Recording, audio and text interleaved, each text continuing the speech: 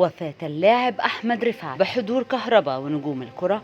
انهيار أسرة اللاعب أحمد رفعت لحظة وصول جثمانه لكفر الشيخ، ومصدر يكشف هوية الشخص المتسبب بأزمة الراحل أحمد رفعت. تابعونا. الحزن يسود محافظة كفر الشيخ على رحيل أحمد رفعت لاعب مودرن سبورتس ومنتخب مصر الذي رحل عن عالمنا في الساعات الأولى من صباح اليوم. وشهدت جنازة اللاعب أحمد رفعت حضور مهيب من الأهالي والأصدقاء ونجوم الكرة الذين حرصوا على التواجد لتشييع جثمان اللاعب لمثواه الأخير. وكان الحساب الرسمي لنادي مودرن سبورت وفاة أحمد رفعت صانع ألعاب الفريق في بيان رسمي، وذلك بعد مروره بوعكة صحية على مدار الأشهر الماضية. وأعلن نادي مودرن سبورت عن وفاة أحمد رفعت، وقال بعد تدهور حاد في حالته الصحية تم نقله إلى المستشفى ليتوفاه الله بعد رحلة شاقة من الصراع بعد الأزمة الصحية التي حدثت له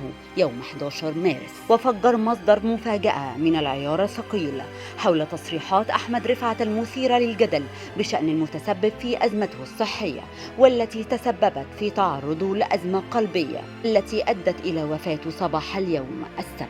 وقال المصدر في تصريحات خاصة إن ما كان يقصده أحمد رفعت هو مسؤول رياضي كبير ومعروف للغاية لدى الإعلام.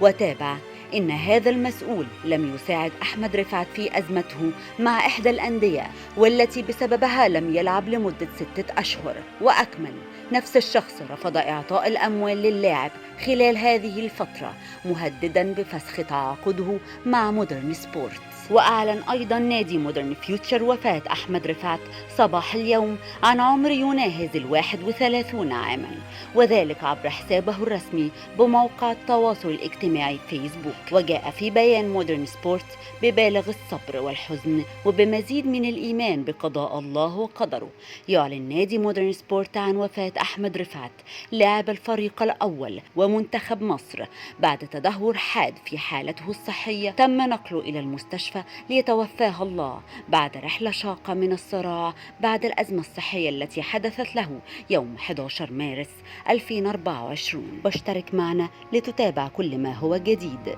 كان معكم بسمة مجدي.